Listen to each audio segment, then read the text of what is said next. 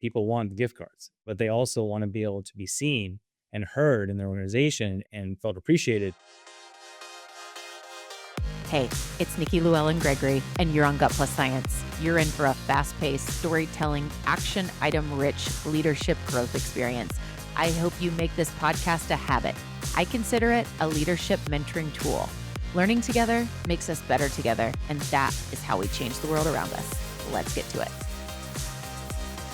Hey, it's Nikki back on Gut Plus Science, and today's conversation sits at the intersection of something every organization wants more of: engagement, connection, and purpose.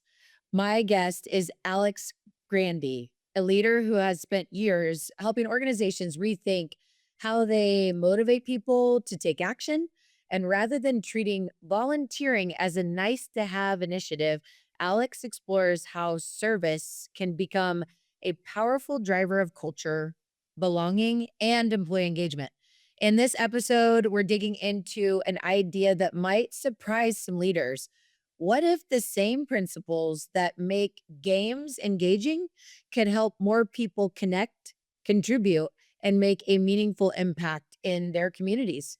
We're going to explore how organizations can increase participation in volunteer programs, create measurable engagement, and strengthen culture without adding complexity, gimmicks, or another piece of technology. If you're a leader looking for practical ways to build connection, motivate inside your organization, I think you're going to get a lot from this episode today. So, Alex Grande, co founder of Recognize, a platform elevating workplace culture through recognition and engagement. Alex, welcome to Gut Plus Science. I want to start with, why do most workplace volunteer programs struggle to gain traction? Yeah, I really think it's because it's oftentimes, I'm really excited about this session. It's a really impactful session. We can take advantage of the crowd to be able to make a lot of good. And I think the low participation is often because it's a standalone, siloed kind of product or experience within the company. It's often treated as another HR compliance checklist item. We want to bring corporate responsibility into the organization and make it be part of the integral experience. And what I'd love to talk about today is how to do that with gamification. Mm, love it. Gamification. We want to gamify everything. Like I want to get the points and the stars and all the things. So I love that. I'm curious, what do you find leaders typically misunderstand about motivation when it comes to service or gamification? I think they often think, like you said, it's stars, it's points, but I think even at a more basic level, you create gamification. Basically, it's being motivated towards a goal, right? And there's different ways of going about that.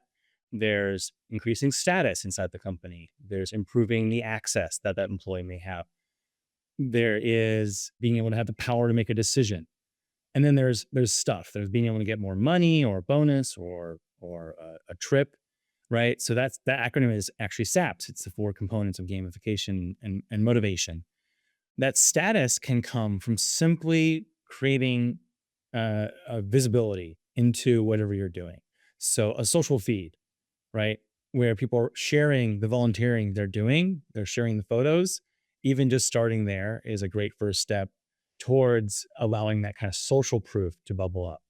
Awesome.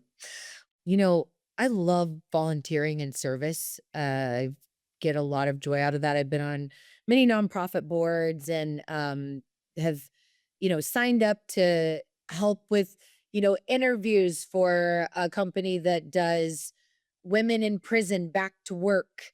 Or, I've gone out with leaders and built homes in Mexico with other leaders and for people that have never had a home, with Homes of Hope. Our team gets behind certain nonprofits every year, and we all come up with the cause together and kind of vote on that. And, there's no shortage of all kinds of different programs that we could get behind, right? Like, and we just have to, because of focus, like pick those every year. And then we go deep with those. Back to volunteering for a minute, you know, how does volunteering connect to engagement, retention, belonging? What have you found there? Well, it creates that all for one mentality that companies absolutely need to have. It allows that sense that this is larger than just me. And that creates that flywheel of innovation and productivity and motivation. So it's really important to have people connect. Also, I think people are twice as likely to stay at a company that they have friends in the organization. You're creating friendships, you're creating long lasting connections when you're going beyond the standard flow of meetings each week. Yeah, totally. I can think of so many people as a networker, right? Relationship builder. I love sales and I love relationship based selling. You and I were just talking about a particular conference, and I see those opportunities to go to an industry conference or certain, topic area that your maybe vertical is in for your company, really as a relationship builder. And sometimes I've seen that there is a volunteer component with that. There's like an organization featured, and then you go into maybe breakout groups and you're helping this nonprofit solve, their next big problem. Or maybe in your city, you go out and you get put on, cleanup duty or something. You get out and get fresh air and whatever, and the relationships that you build. So just like as you're talking about this, it's like whether it's peers, whether it's your team, right? And Gallup data tells us, having a friend at work is really important. So yeah, getting out and volunteering is an awesome way to do that. Gamification. So some might be new to the word. So how do you define gamification in the workplace context? I mean, I think about it quite broadly. I know people think about gamification as essentially adding, game components, game theory into the work. Usually there's a series of contests or leaderboards, but I think about the gamification even more broadly as the employee experience. What experience do you want to create in your workplace? And when you are in a state of a play, we are in a flow state, and that's where we get, that's when you lose sense of time. You look up, you're like, oh my gosh, I've been working for 2 hours because you've been having fun doing whatever it is you're doing. How do you make work fun? Well, you give employees the tools they need, right? You treat them with respect and you give them the freedom to make their own decisions. And now they're much more productive. They go into that play state. So gamifying it just adds visibility into that experience more. Things like leaderboards or social feeds or badges. The great thing about using badges is that it's a categorization of what that person did. And that can then lead to, hey, you've shown to be a leader in a certain category. You can go to a conference in that category. And that's that access that you're giving. It's much more meaningful than just giving someone points and then they go buy a Starbucks gift card. You can do all those levers. They're all great. People want the gift cards, but they also want to be able to be seen and heard in their organization and felt appreciated. Tying this to charity, I just want to say, or volunteering, the things that you've done are incredible, Nikki, and you're self motivated in that, and you're an entrepreneur. And I think a lot of people, though, because of all the responsibilities they have and the expectations at work, they may not go above and beyond like that. And that's why I believe companies, again, should start small. One thing to take away from this call is start small and grow. If you're a tech company, do a hackathon for good, right? You don't have to even leave the office to do something like that. And then people are having fun connecting with each other. It's so easy to sign your company up for one of those step up for charities. I did that. It was easy, with my colleagues at my previous company where we, climbed those stairs in the tallest building in Seattle. So I think there's a lot of ways to get started, and then you just make that visible, either through an app you build with AI or using Recognize through the challenges. But they do find that gamifying challenges can increase participation by 48% for a volunteer, and it helps create a long lasting experience. People are more likely to stick around when it's visible and gamified. That's cool. And you know what? It's very memorable too, these efforts. You talked about climbing the stairs. I'm in Indianapolis, and my dear friend that I'm actually getting ready to do a girls' trip with, who's also in and around employee engagement work, she was the executive director of the Lung Association, and we climbed to the tallest building of in Indianapolis downtown. And I will tell you, I will never forget that. My lungs were on fire. I was like, and we were towards the top. We were laughing as it was like one more step. But so many people out for a good cause. Met a lot of good people that day, and I remember it right now. We had a good time. I know you and your team at Recognize can help leaders get their gamification efforts right. Where do we get it wrong? What's some of those trends that are like, this is what how it doesn't work, you know? It can be so powerful that if you motivate the wrong things, it can totally backfire. One example just recently was in the news with a large tech company where they gamified using AI. We want everyone to be using AI, so go out there and go for it. We're going to have leaderboards. And so people were using it constantly. What's the weather? What's one plus one? It's ridiculous. You can just, people were using it for the worst reasons. And especially with the environmental impact, we need to be thinking about that. Especially speaking of volunteering and doing good for the world, AI is really intensive. It's great when you want to search 20 web pages at once. If you were going to do that anyway, isn't it way better to do it instantly and have it summarized through an LLM? It's incredible. I'm not saying not use it. I'm just saying if you gamified using AI, people will gain the gamification. And then now you're, $500 million in credits owed to Claude, right? So I think we have to be very careful what we do recognize. We often recommend things that like the values of the organization, making those visible, making those living and breathing inside the organization through gamification has always been fantastic. Another downside to gamification is when people do good work, but the system is incapable of maybe bubbling that information up, or maybe they don't work with a lot of people. So no one's recognizing them. That's why you want to have things like challenges so that if you are remote, you can tell your manager, hey, I'm completing the things you want me to be completing. And then now that person is visible within the organization. But you have to be careful because sometimes people may not be recognized, and that could be a sign as well of maybe that person is not the right fit for the organization. Maybe not just they're unsung hero, but they literally just aren't the right fit. Which can be nice to have that leading data rather than a survey or a performance review. You have instant information into the insights of the employees. Another issue can happen with gamification is again people will try to game it in some way. Maybe they'll recognize their friends. Often these things are so limited that it's really just not important to focus on, given all the other benefits you get from it. I'm a big fan of simplifying things. And I think any process that has way too many steps or too many bells and whistles, particularly in the beginning when you're driving adoption, is just unnecessary and doesn't work very well. Talk about how we tend to overcomplicate our programs, volunteering, recognition, whatever. What do you find? And just talk about simplifying and just kind of the warnings on overcomplicating. Definitely. I mean, just a few ideas. For instance, even just A/B testing something. So if you're an organization of 500 people, have a 100-person department do the new whatever it is, whatever you're trying to experiment with. Then when you go to leadership to say this is a result, here we did an A/B experiment. Here's the results. We saw a positive outcome, right, with the group that used it. Now leadership is now so much more on board rather than saying we're going to launch something for the whole company.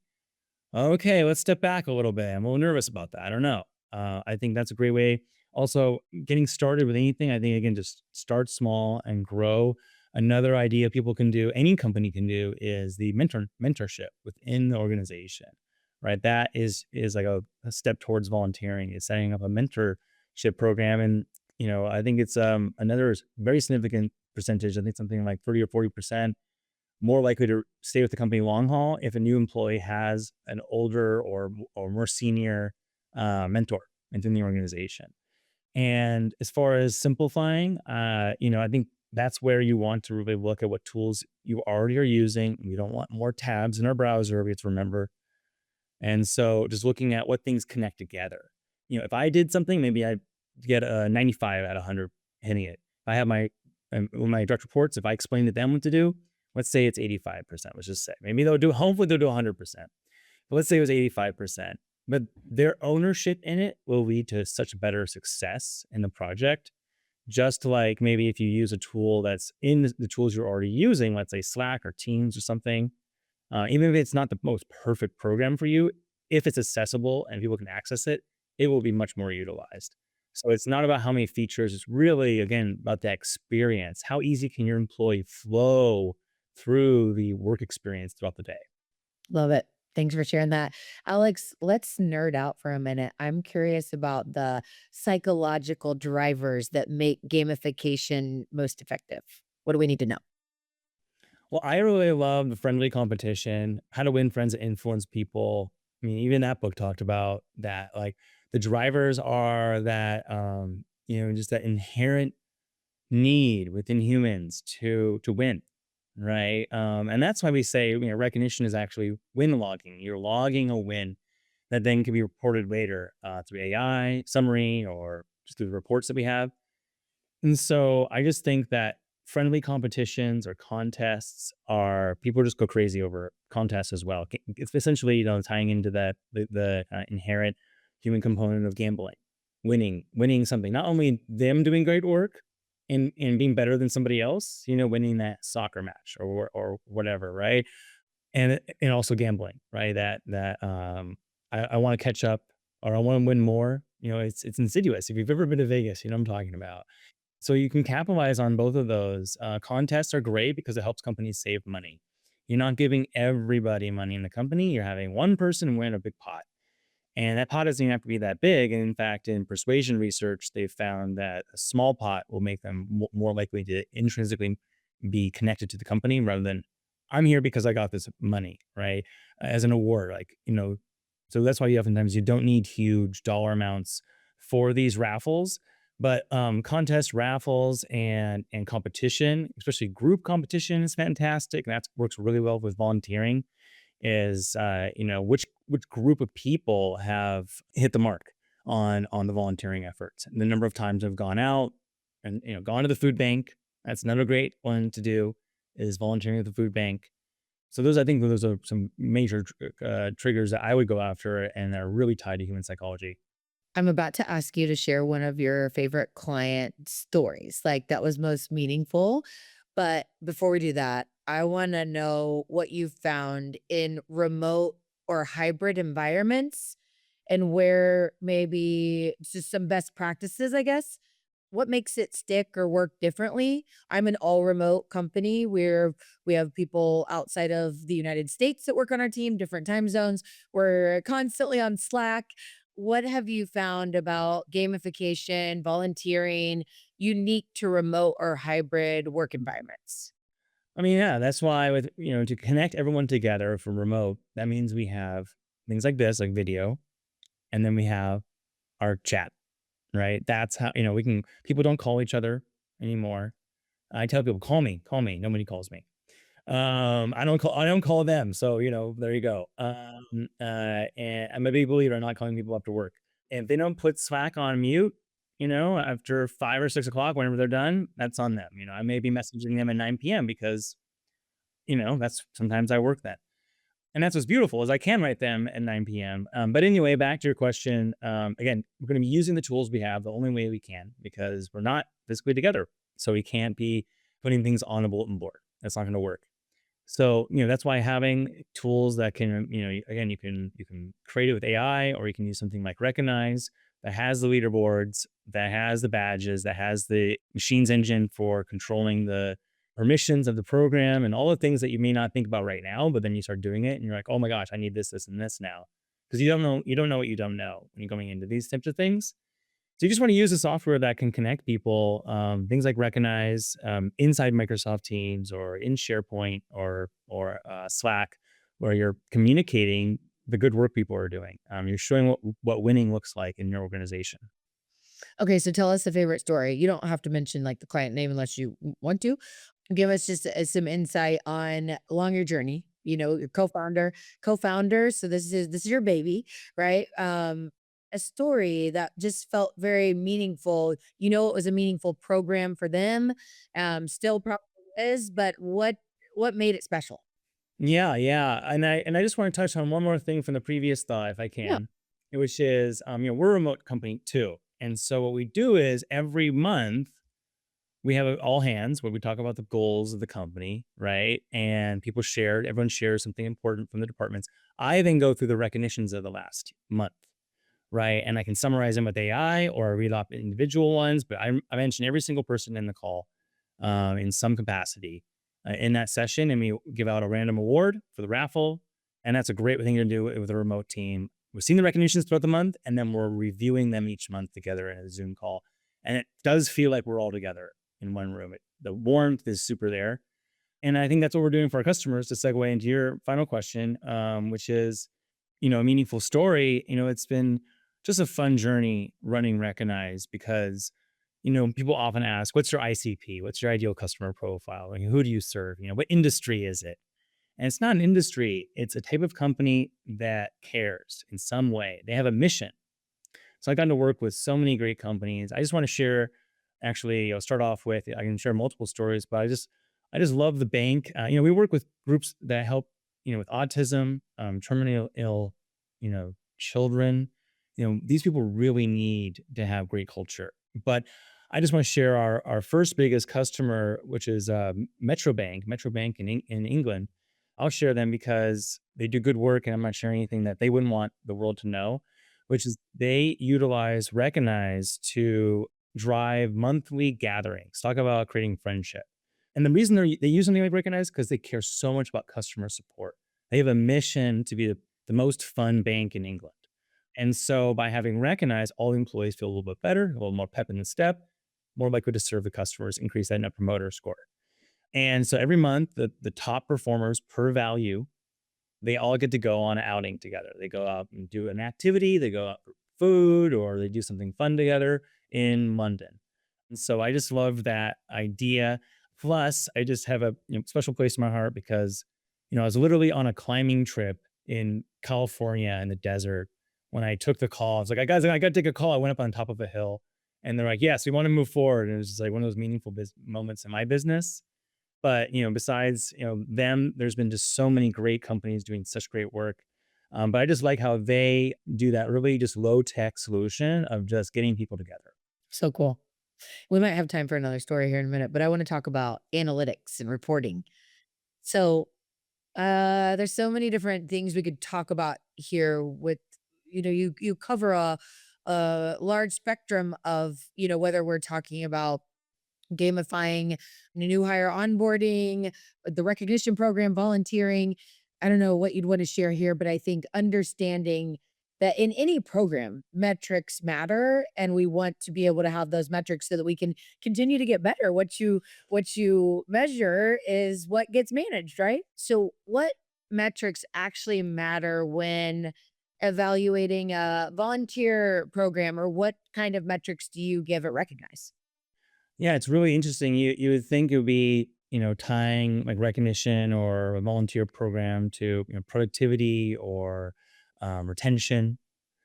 But what's interesting is the people often that run these programs, the HR team, right? They're not, it's usually maybe higher up in the organization, or maybe it's the CHRO, it's the top of the HR team that's thinking about, retention, productivity.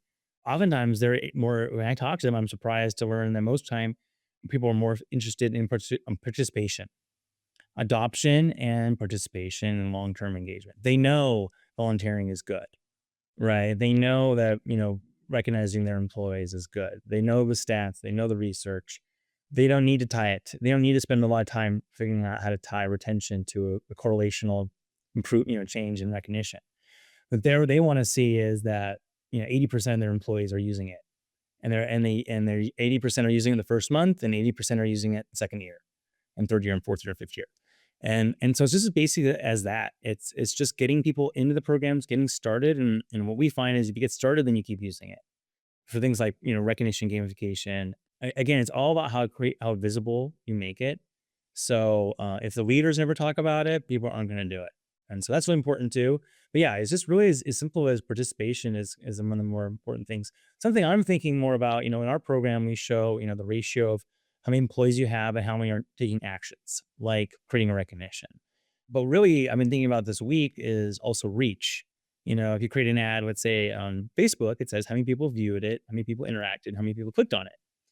So I think that's important to show, maybe you only have 50% of your team recognizing people, but those recognitions, those wins, showing what success looks like, had a huge impact actually. It reached 90% of your organization. So these are things I would be thinking about when running these programs is various ways of looking at it, not just the obvious, which is usually productivity, retention. So, as we come to a close with this episode, I'd love to share some action oriented next steps here. If someone listening is like, you know what, we've had it on our list for a long time to start a recognition program or volunteer program. Maybe they have one that they're like, I'm hearing these things. I've been wanting to give mine an overhaul, right? What does that look like? Talk to us about your process of, how you work with people, what they kind of expect in the first 60 to 90 days, the timing to be able to get something off the ground or do the overhaul of a program. Yeah, I mean, and we even gamify the experience for the admins that work with us. So when someone signs up with us, if you can get 80% of your company to sign up in the first month, if that happens, we give you an award or we give you a bonus. We give you money, right? We'll do different things. We'll put you in the running of an award at the end of the year of the top admin. So you can use this in any way you want. What they want to see and what we want to see is, again, 80% of the company has signed up in the program in the first 30 days, 60 days. And that's the first step. Basically, you can think about these programs as internal products. You are an entrepreneur. You are doing product marketing. And so you can take things from all of those to make these programs long lasting. Yeah, so companies want to see, people signing up, and we want to see 50% of the company has sent a recognition in the first 60 days, taking that action. And I think with what we're seeing more again is that A/B testing. So you can do that with volunteering. You can do that with any program you want, a wellness program, a recognition program.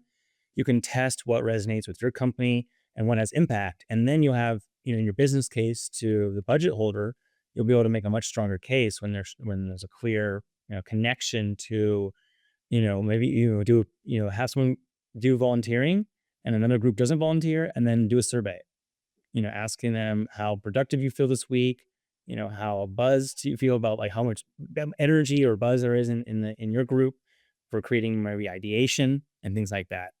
And then compare. And that's a great way to say, okay, now we can keep going with this. Just I believe it's a marathon. It's not a race on these types of things. There's no reason to rush. Like you say, simplify and test, iterate. That book Lean Startup. I know it's a little old now. I think what 2010, 2012, but that idea of build, measure, learn, right? And then do it. And if you have a big company or even just a few hundred people, A/B test. A/B test for the win. Use that a lot in marketing. Yeah. So recognition and volunteering, mentoring programs, right? As with anything, we can overthink this stuff and never get anything off the ground. You ever been part of a team where it's like, or heard the stories where it's like, for 3 years, we've been working on getting this off the ground. And I like to say you can get started. It's so important you have recognition in your company, even if it's a small company. Or maybe you've got a program that you just really aren't very proud of. Maybe we can drill it in and do something smaller and do it well and then build from there. Maybe there's a startup founder that has a small team, doesn't have the budget yet. Maybe there is a new young leader, new in their role, and they want to do something for their team. Grassroots stuff. What's one move that requires zero cost or not to invest in a platform or tool that you would recommend to have something good in place? Yeah, I would create a channel in Teams or Slack, and just have people recognize each other through that. Just say, hey, I want to recognize so and so for what they did, right? And then literally just at the end of the month, have an assistant or do it yourself and just highlight the month of recognitions, copy, paste it into Claude, paste it into Gemini, whatever you're using. Okay. And say, give me a leaderboard of who sent and received recognition, who sent recognitions, and then give me a summary of the recognitions that people received, right? Tell me the kinds of themes that are in this, right? And then have a gathering each month, and then show who didn't send any recognitions. I sent 15, you sent 2, this person sent 0. They're gonna send more recognitions the next month if there's 0. And you show that, and you show that it matters, and then read off the recognitions, and then you can give an award or whatever fun things you can do from there. But that costs absolutely nothing. Okay, well, Alex Grande, I am going to be linking out your LinkedIn in the show notes. So go follow and connect with Alex. And then I'm on your website right now. I see where it says create your program. That is the best way to get started in if someone wanted to do a demo, get to know your team better. It looks like, all of the different industries from medical to credit unions, banking, manufacturing, construction, frontline workers. There's all of this different research. I love to nerd out. HR calculators, all kinds of great resources on recognizeapp.com. Alex, this has been awesome. You are inspiring me to think about more things to get out and get our team members together in a remote environment. We are so on Slack all the time. We gotta find like a retreat this year. We've done those in the past. Mhm. Yep. Every year you gotta meet up. Yeah, absolutely. Well, thank you so much. And I look forward to staying in touch and may see you at CultureCon, one of Yeah, I those can't wait. where we can meet some people and build some relationships together around people that care. Just have a big heart for making employee engagement the best it can be. So we'll see you next time.